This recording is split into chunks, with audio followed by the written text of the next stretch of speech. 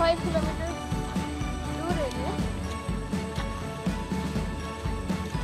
अभी हम यहाँ पे एक वाटरफॉल में आए थे, बट ड्यू टू रेन हम फिर एक रेसेस में जा रहे हैं।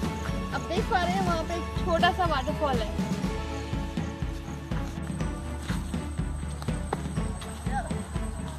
अभी जा रहे हैं और ये नदी हमको पार करके जाना पड़ेगा वाटरफॉल साइड। यहाँ पे कोई पक्की सड़क नहीं है, ऐसे पत्थरों के बीचों बीच आपको आना पड़ेगा।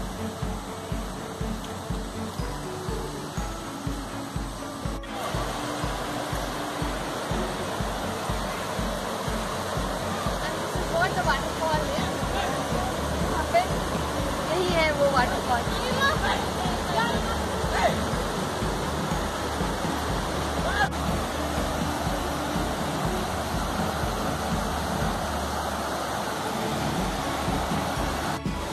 अभी मुझे उस तरफ जाना है, बट यहाँ से नहीं जा सकती बिकॉज बहुत सारा पत्थर है and really I don't know कि यहाँ पे कितना गड्ढा होगा।